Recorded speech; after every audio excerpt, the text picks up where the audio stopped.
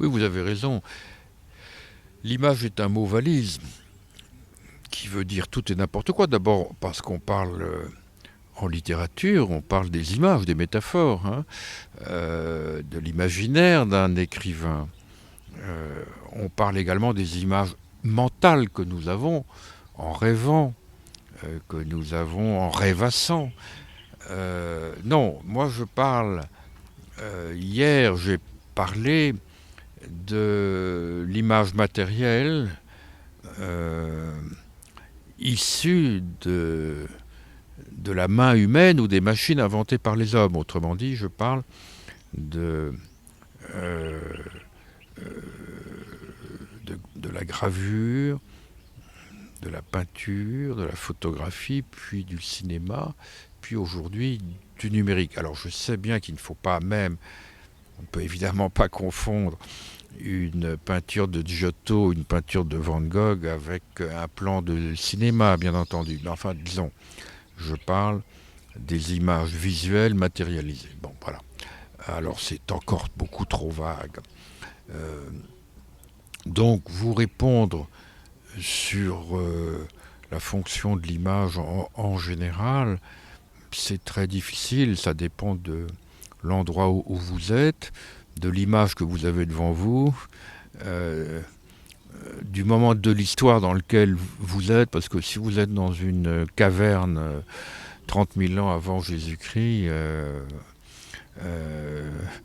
et que vous dessinez une bête féroce sur la paroi d'une grotte, c'est évidemment pour d'autres motifs que si vous faites une photo de votre petit ami. Hein. Bon, donc tout ça, je sais, peut porter à des généralités un peu creuses, mais j'essaye, dans ce que je fais, sans doute pas dans une conférence ou une conversation de quelques minutes, mais dans mes livres, j'essaye d'abord de faire des livres illustrés, c'est-à-dire de montrer ce dont je parle, euh, et de définir les mots, les endroits et les moments dont je parle. Euh, Simplement, j'ai l'impression qu'au Maroc, dans un pays musulman, c'est un problème. Euh, Nous, nous sommes noyés dans les images, nous en avons trop, mais vous, vous en avez peut-être pas assez.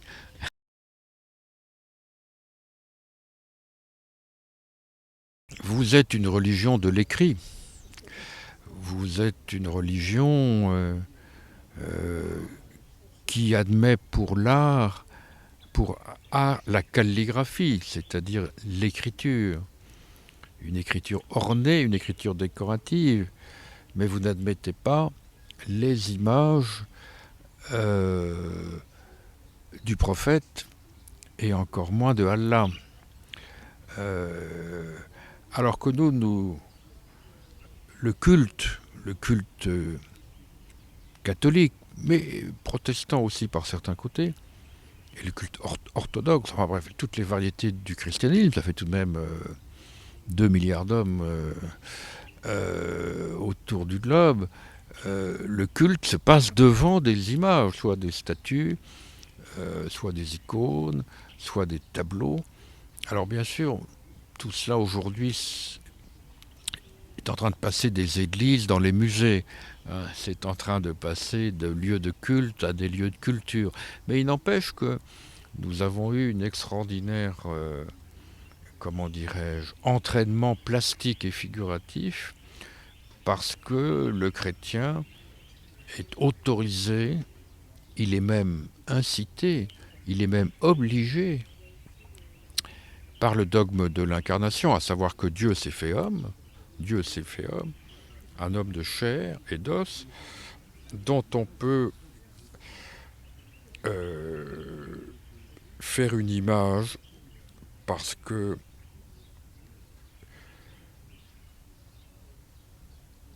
si l'invisible s'est fait visible, si Dieu a accepté de se rendre visible, c'est qu'on peut utiliser la vision pour accéder à lui, à travers son fils. En plus, nous avons un autre avantage, si j'ose dire, c'est les femmes. Nous avons la religion chrétienne est féministe. Peut-être pas assez, disent les féministes d'aujourd'hui. Mais enfin, le fait est que Jésus-Christ a une mère, la Vierge Marie,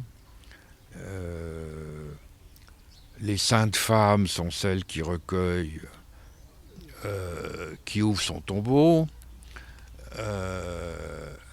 Une prostituée, Marie-Madeleine, est dans l'entourage du Christ. Bref, il y a des femmes. Et l'image est féminine. L'image est du sexe féminin.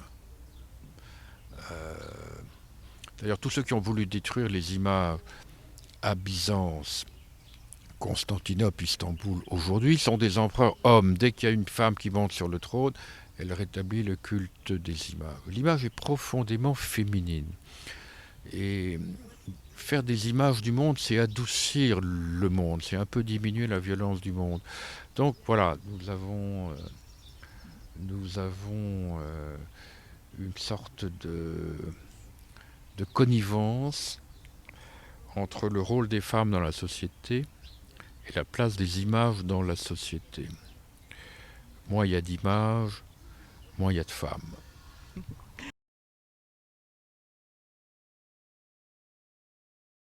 Autre chose, c'est l'image comme arme de mobilisation, que ce soit par l'affiche et au sens propre. Vous savez, il y a toujours cette vieille affiche de l'oncle Sam qui pointe le doigt sur le passant et qui dit tu dois servir ta patrie. Enfin bon, bien sûr qu'on mobilise les gens par des images. Sauf les islamistes. C'est une exception étrange.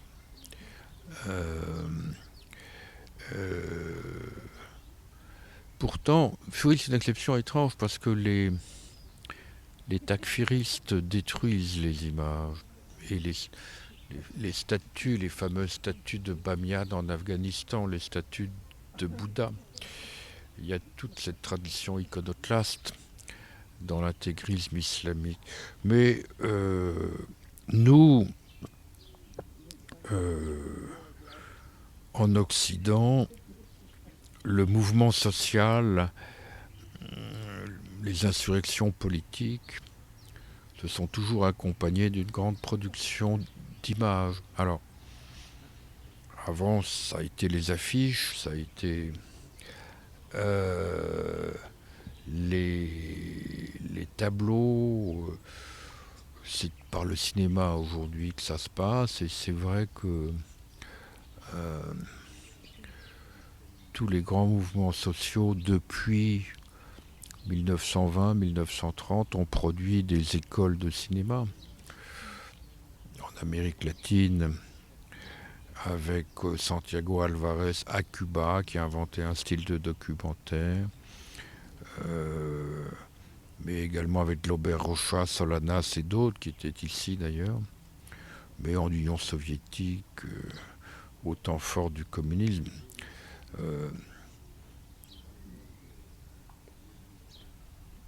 Le cuirassé Potemkin, c'est l'image emblématique du mouvement communiste.